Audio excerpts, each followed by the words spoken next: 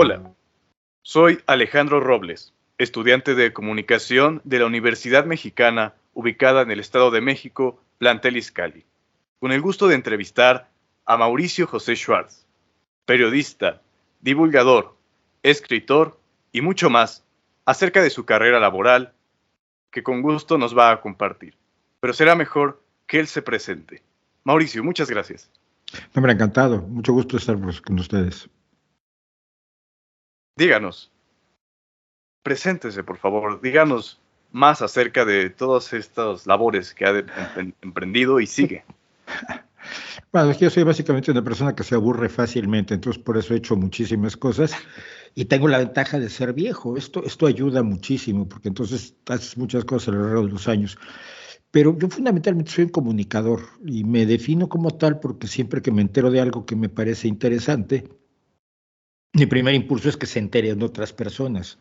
Entonces, independientemente de mi carrera como escritor y como músico, fundamentalmente lo que he hecho toda la vida es comunicar, es hacer periodismo de una u otra forma, ya sea en radio, en televisión, en prensa y ahora pues, a través de las redes sociales, principalmente YouTube. Entiendo. Compártanos cómo fue que se dirigió a esta área. ¿A qué edad se dio cuenta de que esto era lo suyo, como bien se comenta en su momento? ¿Y cómo fue que comenzó? En realidad, a ver, yo era un aficionado a la ciencia ficción desde muy pequeñito y pero a la ciencia ficción por televisión. Yo soy un escritor que nace en la televisión, para que luego no nos cuenten que la televisión es la enemiga de la literatura y tal. Yo veía La Dimensión Desconocida y a los 10, 11 años debe haber sido que en una librería vi un libro de uno de los autores de los guiones de La Dimensión Desconocida y dije, ay, qué emocionante, lo compré. Y dije, qué buen oficio debe ser contar historias y te pagan por ello, ¿no? Era yo muy ingenuo. Y empecé a escribir, y empecé a publicar, pero los cuentos no dejan para comer. Entonces se me ocurrió entrar en el periodismo, sobre todo entrevistar a una serie de escritores mexicanos de la ciencia ficción antigua, digamos, que no tenía ninguna presencia en el mundo cultural mexicano. Entonces convencí de esto a la gente del Nacional, que era el periódico oficial del gobierno mexicano, y empecé a hacer una serie de entrevistas con gente como René Rebetés, Alfredo Cardona, Manu Dormierer, que todavía anda por ahí, y así empecé, y luego descubrí que el periodismo me gustaba muchísimo, entonces aunque seguí escribiendo y seguí escribiendo cuentos y posteriormente novelas, siempre me he mantenido presente en el periodismo. Es lo que más y es lo que más me gusta además porque no te aburres. Siempre estás abordando situaciones nuevas, siempre estás abordando cosas nuevas, y a mí eso me pasa que me aburro. Hago fotografía, de pronto siento que domino la fotografía, que ya hice todo lo que quería hacer en fotografía, pues hay que hacer otra cosa. En música, pues escribo un montón de canciones, nos va bien, me encantan mis canciones, pero no me voy a dedicar toda la vida a escribir canciones, ya las escribí, me voy a dedicar a otra cosa. Y más o menos así ha sido la historia. Excelente. ¿Y qué preparación tuvo para comenzar a ser periodista? En su momento me llegó a comentar que tiene una situación particular. No, en realidad yo tuve la situación de la gran mayoría de los periodistas de mi época y anterior a mí. Ni existía no existía la carrera, o si existía era muy marginal. Lo más que existía era la Carlos Septién, la Escuela Libre de Periodismo Carlos Septién García, que nunca me planteé estudiar. La mayoría de los periodistas en México, hasta mi época, se hicieron en la calle, en la sala de redacción y en la cantina. Yo, por ejemplo, en el Nacional, cuando empecé a trabajar, nos pagaban los sábados. Entonces, a las 11 de la mañana todos cobrábamos y nos íbamos a una cantina atrás de la Alameda, que se llamaba el Golfo de México, por lo cual a nosotros nos llamaban los Golfos de México. Y ahí grandes maestros del periodismo, sobre todo el periodismo cultural, tomaban la entrevista que yo había publicado esa semana y me decían, pues esto es una estupidez. ¿Cómo? ¿Por qué no preguntaste esto? Pues no se me ocurrió, eres tonto. Y me empezaron a enseñar el oficio. El oficio lo aprendí yo en la práctica, que es como se aprendía. ¿Qué ocurre cuando estallan las grandes escuelas de periodismo, las facultades de periodismo por todo México? Porque no hay quien dé clases. Los que dan clases son los comunicólogos, que son personas que estudian la comunicación, pero que no son comunicadores. Entonces, llenaban de teoría a los jóvenes que querían ser periodistas y luego resultaba que lo que nunca les enseñaban era hacer periodismo. Y a mí me tocó, cuando estaba yo viviendo en Querétaro, debe haber sido en 1986, 87, me invitaron a dar un taller de géneros periodísticos. Yo encantado de la vida, lo que yo había aprendido lo estructuré con libros y con la teoría existente, que es accesible hasta hoy, y preparé un taller muy bonito. Los chicos ni siquiera estaban interesados. Me acuerdo que entré y había uno atrás con las patas subidas en la mesa. Dije, padre, ¿pero qué es esto, no? Llevaban 3 semestres oyendo teoría de la comunicación. Y ese día yo les dije, hoy en la tarde los quiero ver reporteando en la calle. ¿Qué? Lo que encuentren. Busquen algo interesante. Se resbala una señora, la ayudan y luego hoy a las tal hora y se resbala una señora y yo les voy a enseñar cómo se hacen las notas. Hasta la fecha tengo relación con mis alumnos de Querétaro, por cierto.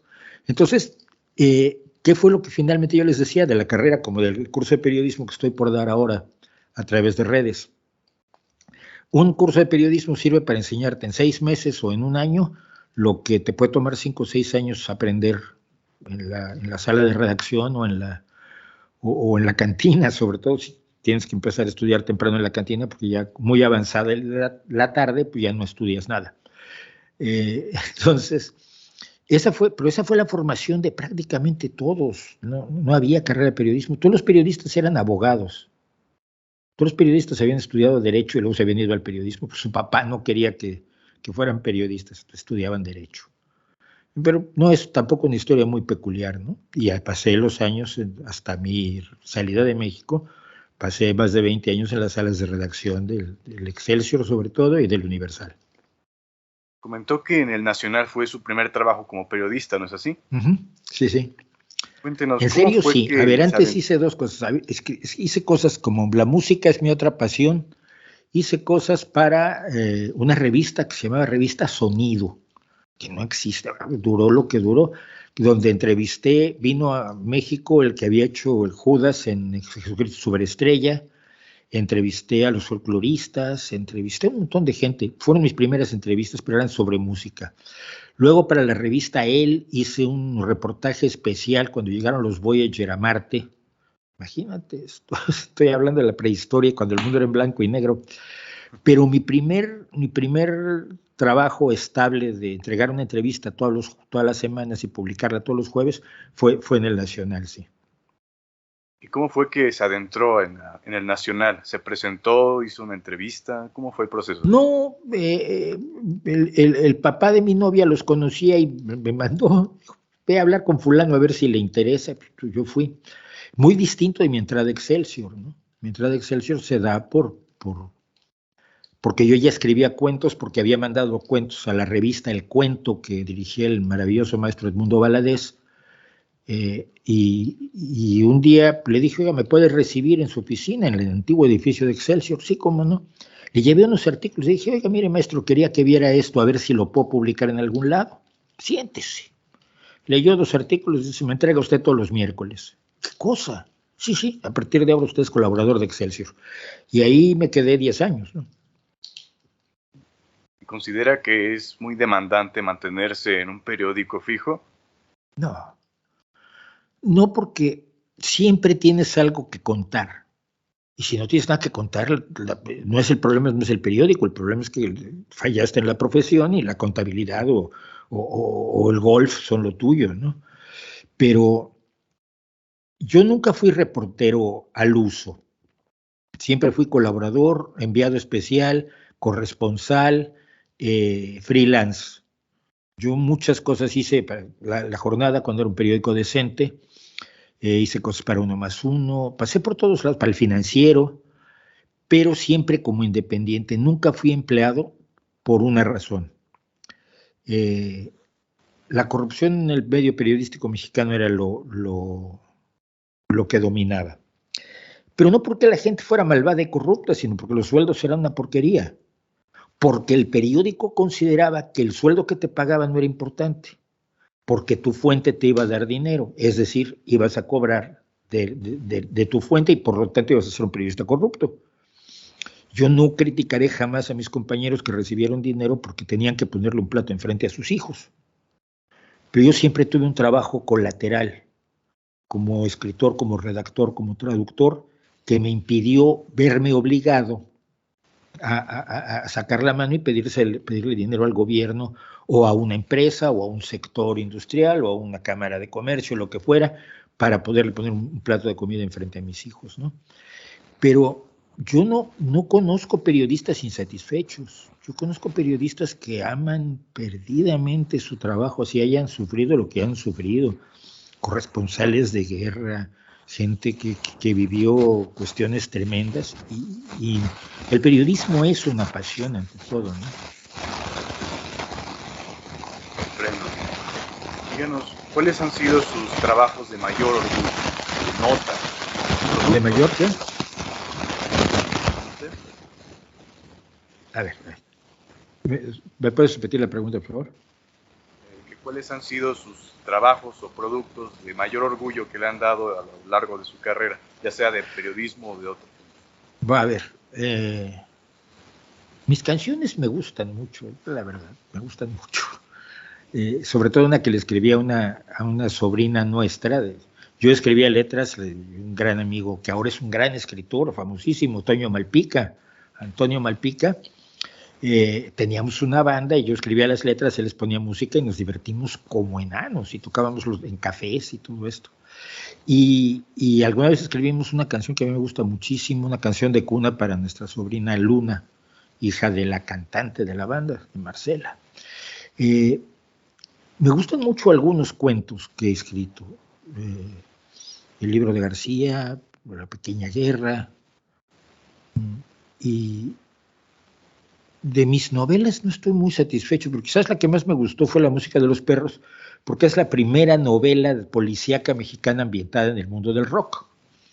Y de por sí hay pocas novelas en el mundo del rock. Recuerdo las giras de Federico Arana, que era amigo, y creo que hay alguna otra posterior, pero no, el rock no ha sido tema literario, entonces me gustó mucho que La Música de los Perros se publicara con una banda de pueblo, de barrio, totalmente. Y recientemente creo que lo que más me gusta que he hecho es La Izquierda Feng Shui, que es una denuncia de este sector de la izquierda que renuncia a la ciencia, renuncia a la razón, renuncia al materialismo, renuncia al naturalismo y se convierte en una especie de New Age, pero con pretensiones de izquierda, que yo creo que finalmente acaban militando en el enemigo, ¿no? Me atacaron muchísimo por ese libro y eso me da mucho gusto, entonces quizás es el que más me gusta de los actuales. Cuando lo atacan así se da cuenta de que realmente hicimos algo correcto, ¿no es así? Sí, decían que hablen de ti aunque sea bien, ¿no? Cuando saqué La Música de los Perros, no me acuerdo ahora, yo olvido nombres con una facilidad pasmosa, pero el director de la revista, de la sección cultural del Financiero, a lo mejor tú te acuerdas de su nombre, que era rockero además, cuando saqué la novela me puso verde, habló horrores de la novela. Yo escribía en el Financiero, yo tenía una columna que se llamaba Post la Modernidad y mi jefe me puso, pero a caer de un burro con mi novela. Pero la portada de la novela ocupaba la cuarta parte de la página del Financiero y mi nombre estaba bien escrito. El 90% de la gente no leyó la crítica, entonces, mira, que hablen de ti aunque sea bien. Yo le dije, muchísimas gracias, compadre. Me has promovido mucho el libro y adiós. Toda publicidad buena. Claro. Cambiando ligeramente de tema. Dime. Usted ha mencionado antes cómo hoy en día está como de moda decir esto de que hoy estamos peor que nunca. Sí. Ya se ha dado el tiempo de desmentir esto. Pero esto se repite en el área laboral. Mucha gente está comentando que hoy en día es muy complicado encontrar trabajo, que es muy demandante, que la competencia sube. ¿Es eso correcto? Depende del área en la que te muevas. Hay una realidad en los mercados de trabajo, que hay trabajos que están muy demandados y hay trabajos que no están muy demandados. Cuando la gente dice, pues es que yo como pintor no puedo vivir, no encuentro trabajo como pintor al óleo, pues es muy difícil explicarle que es que hay pocos trabajos y están ocupados, ¿no? Y que tienes que buscarte la vida quizás haciendo retratos de turistas en una plaza o lo que fuere. Entonces, creo que depende mucho del trabajo, pero lo importante del trabajo es lo que te da. Te puede dar dos satisfacciones. Te da una satisfacción emocional, personal, de logro, y te da una satisfacción económica. La satisfacción económica que te da cualquier empleo hoy es delirante comparada con la de hace 50, 60, 70 años. No te digo 200. Es decir, el pobre europeo desaparece después de la Segunda Guerra Mundial. El pobre europeo hoy tiene auto, tiene casa, pero tiene estrechezas económicas que, por supuesto, muy legítimamente desea superar. Pero su situación es infinitamente mejor. Los hijos no estudiaban en las universidades. Yo era primeras generaciones que van a la universidad. Mi pareja aquí es de las primeras generaciones en España que van a la universidad siendo hija y nieta de mineros. Los mineros vivían al límite. Es decir, esta idea de que todo tiempo pasado fue mejor tiene el problema de que acude a una de las fallas de nuestra memoria. ¿Por qué nos acordamos de la adolescencia como una época maravillosa? Porque el ser humano tiene una espectacular capacidad de olvidar lo malo y acordarse solo de lo bueno. Cuando regresamos a nuestra adolescencia con alguna seriedad, con alguna acuciosidad, nos acordamos cómo sufríamos. Nuestros papás no se entendían, la sociedad nos acosaba, no ligábamos, pero de modo alguno. Éramos feos, estábamos llenos de granos, teníamos unas inquietudes existenciales que ríete tú de Jean-Paul Sartre. Era bien jodido tener 17 años cuando lo estuve yo, y siempre lo ha sido, porque estás descubriendo el mundo y estás descubriendo lo que está mal y estás descubriendo lo que quieres que esté bien, y aparte tu cuerpo y tu mente están en lo suyo. Entonces, yo creo que nos pasa mucho eso, ahora a nivel social. Es decir, nos queremos acordar de lo bueno del pasado, que era muy poquitito. Y esto nos permite además la rebeldía contra el presente. Es que esto está muy mal. Sí, ¿por qué está muy mal? Hombre, porque mi salario no me permite más que irme una semana al mes de vacaciones, al año de vacaciones. Mira, mi padre no conoció las vacaciones, mi abuelo no conoció las vacaciones, pero vamos, no conocía ni la palabra. Los números del mundo nos dicen que estamos mejor, que hay más niñas en la escuela, ya no te digo niños, niñas en la escuela que en toda la historia de la humanidad, que hay menos hambre que en toda la historia de la humanidad, que la pobreza se ha disminuido más que en toda la historia de la humanidad. Lo cual no quiere decir que sigue habiendo pobres, sigue habiendo hambre, tenemos mucho que hacer, no estamos diciendo que ya las cosas están resueltas, pero están mucho mejor que cuando se vivía 34 años, que es lo que se vivía en México en 1900. La esperanza media de vida era de 34 años. En México es de más del doble, con todos los problemas que tiene el país, por la medicina, por la alimentación, por la higiene, porque se puso agua potable que no había. Entonces, yo creo que nos hacemos una injusticia nosotros mismos al denigrar el presente, exaltar el pasado, porque mucha gente llega a una conclusión muy, muy peligrosa. Y en México está pasando de manera extremadamente grave. Para poder funcionar en un gran futuro tenemos que volver al pasado. Tenemos que hacer las cosas como se hacían en el siglo XVII. Vamos a hacer agricultura agroecológica. Sí, pero es que no da para que coman todos los mexicanos. ¿A cuántos matamos? Con la agricultura que se hacía en el siglo XVII no comían los mexicanos. Había una desnutrición tremenda y había gente que se moría de hambre. ¿A cuántos tienes que matar hoy para poder hacer eso mismo? por no utilizar la tecnología, los conocimientos agrícolas. No, vamos a curarnos como lo hacían los aztecas. Los aztecas vivían 24 años de media. 24 años. Y tenían enfermedades que ahora no conoces tú ni el nombre. ¿Cómo vamos a usar los métodos curativos que no servían entonces, como si de pronto mágicamente sirvieran ahora? Esa exaltación del pasado se traduce en ocasiones en políticas muy lesivas sobre todo para los más pobres y para los más desprotegidos en la sociedad, que en México son 3 grupos que son el mismo: la gente del campo, la gente pobre y los campesinos, que generalmente son los mismos, son las mismas personas. Lo que más estamos viendo, en especial ahora con estos pensamientos particulares de nuestro señor presidente. Uh-huh. Nuestro señor presidente y de la gente a su alrededor. Mira, no sé si venga al caso, me estoy extendiendo mucho, tú dime, párame. No, adelante. Tengo muchísimo rollo. Cuando en 2018, en un debate, yo vivo aquí hace 24 años, pero es igual tanto lo que pasa en mi país porque es mi país. En un debate dijo que iba a nombrar al frente del CONACYT a Marilena Álvarez Bulla Roses. Yo dije, esto es un escándalo, hice un vídeo diciendo por qué no debía hacerlo. ¿Cuáles son los problemas? A Marilena yo la conozco muchísimos años atrás, sé que es una científica renegada, como otros muchos, como Montañer o Rupert Sheldrake o gente de este nivel, que estudiaron medicina, pero son místicos esotéricos y anticientíficos en el fondo.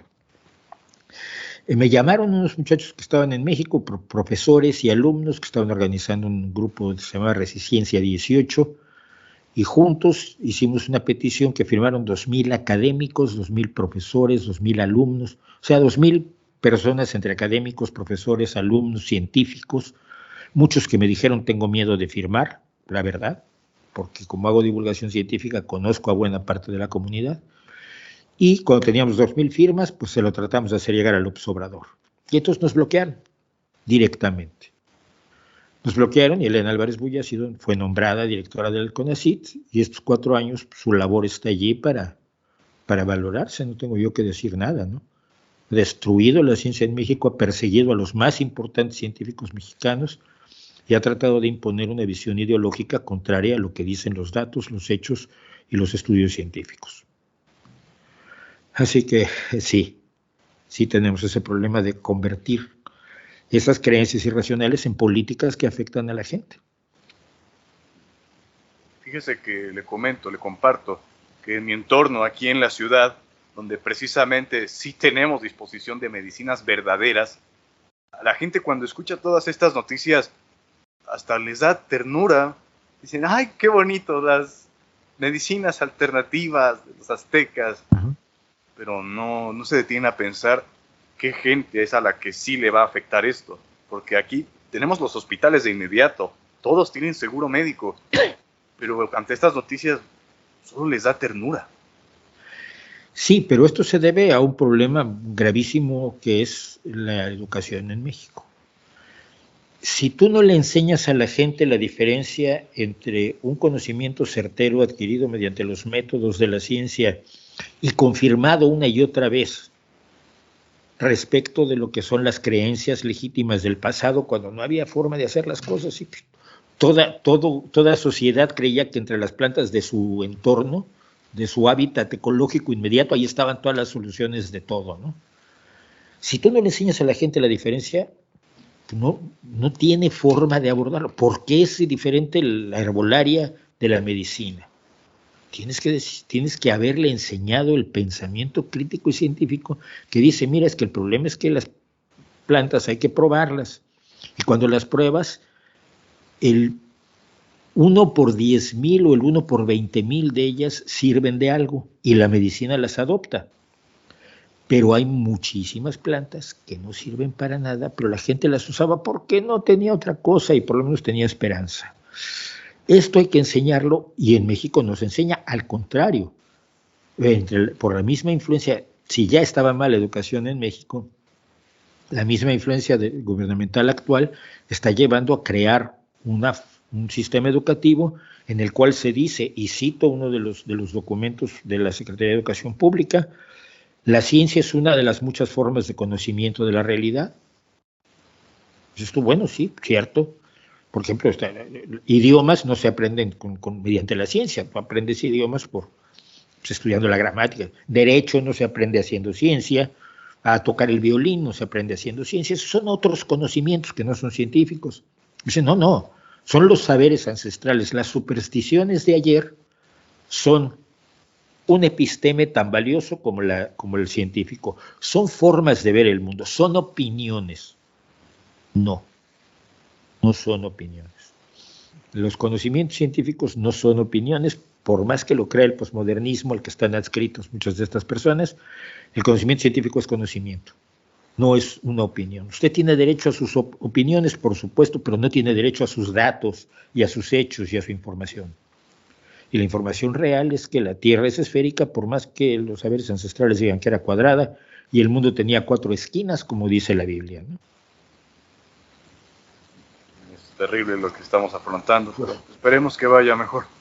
De momento, volvamos un momento y permítame preguntarle, ¿cuál es el mejor consejo que puede dar a todos los jóvenes que ahora alrededor del mundo, no solo en México, tienen que empezar a adentrarse en su vida laboral, que apenas comienzan? ¿Cuáles serían sus mejores consejos para ellos? Pues creo que lo primero es trata de hacer lo que te apasione, y si no, trata de que te apasione lo que haces. Y aprende. No hay ningún trabajo en el que no aprendas. Yo, hasta cuando un amigo me invitó a aprender al campo, porque una gente del campo, me enseñó a piscar maíz. Yo sé piscar maíz, aprendí algo ese día trabajando en el campo, y a cazar cangrejos de río, que luego en la sopa quedan maravillosos. Todos los trabajos, hasta el más humilde o despreciable que puedan encontrar algunos socialmente, te va a enseñar algo. Aprende, tú dedícate a aprender. Es muy difícil salir adelante en contra de todo el mundo a tu alrededor. Entonces, yo creo que eso sería lo fundamental. Y una cosa muy importante, aprende cómo funciona el mundo a tu alrededor. No me refiero solamente a aprender ciencia, me refiero a una cosa que a mí me parece fundamental, que es cómo funciona la sociedad a tu alrededor, cómo funciona el Estado, por ejemplo.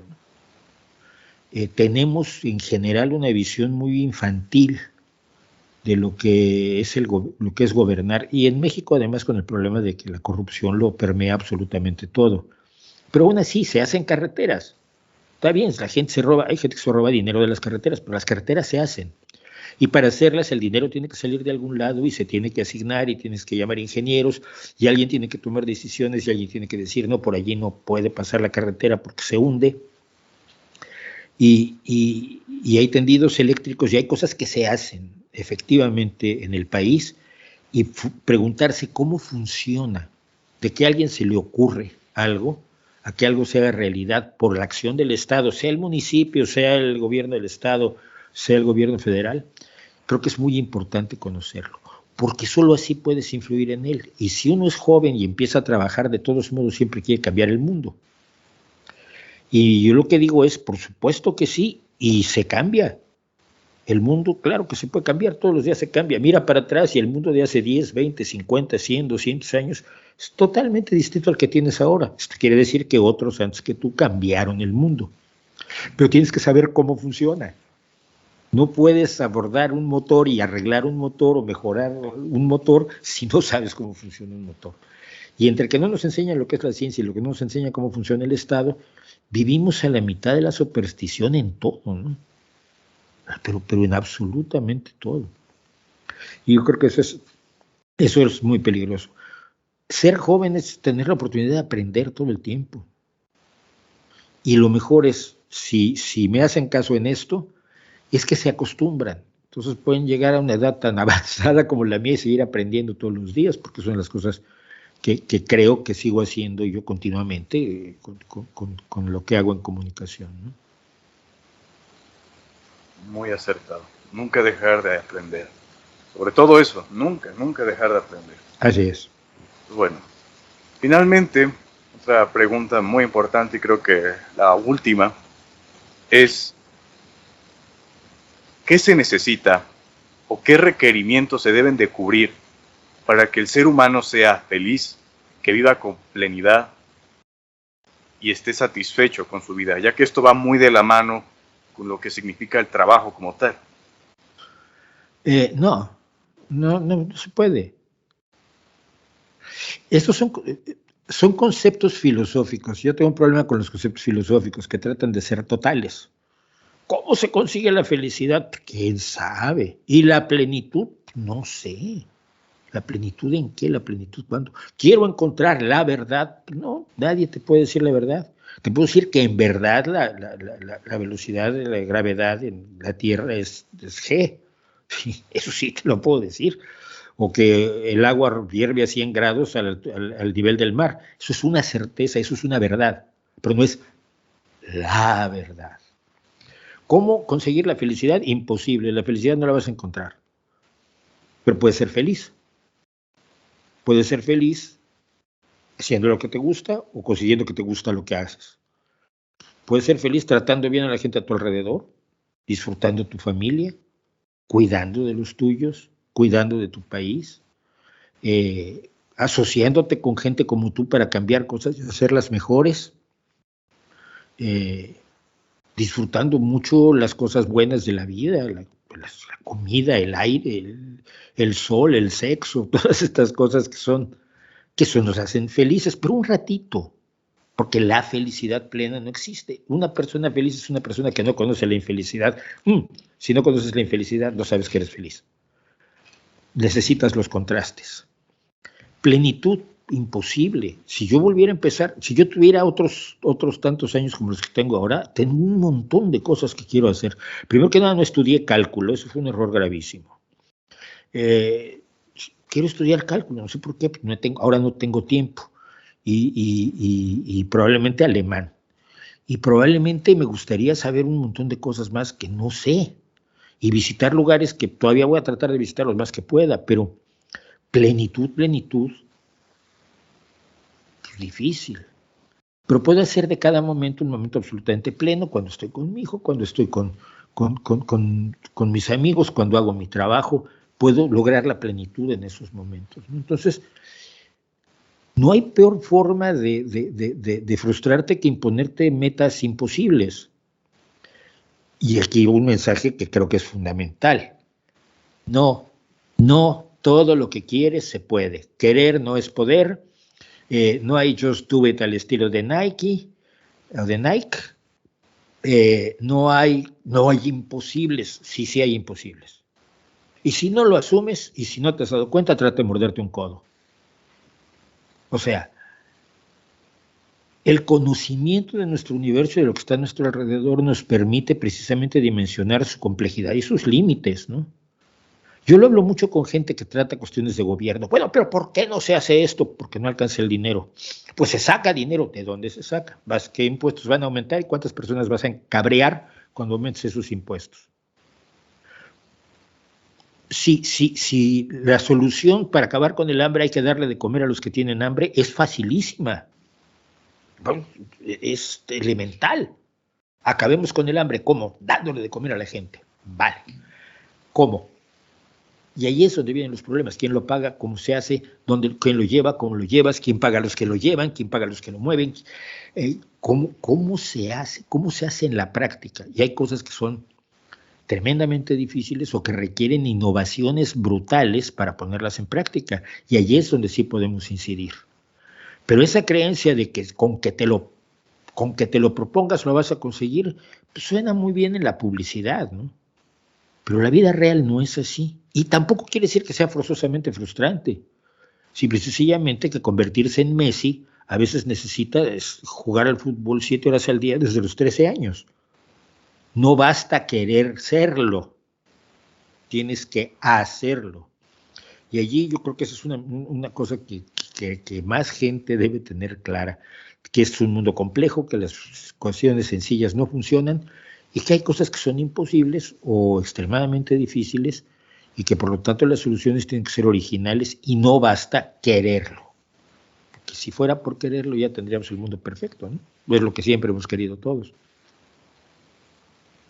Ese me parece la forma excelente para concluir esta entrevista, a menos que usted desee aportar un último comentario. No, hombre, muchísimas gracias, al contrario, espero que les sirva de algo. Y así será, con mucho gusto para la Universidad Mexicana, Unimex, y también para su audiencia. Un gusto haber estado en su espacio también, y le agradezco enormemente el tiempo que nos ha prestado. Muchas gracias.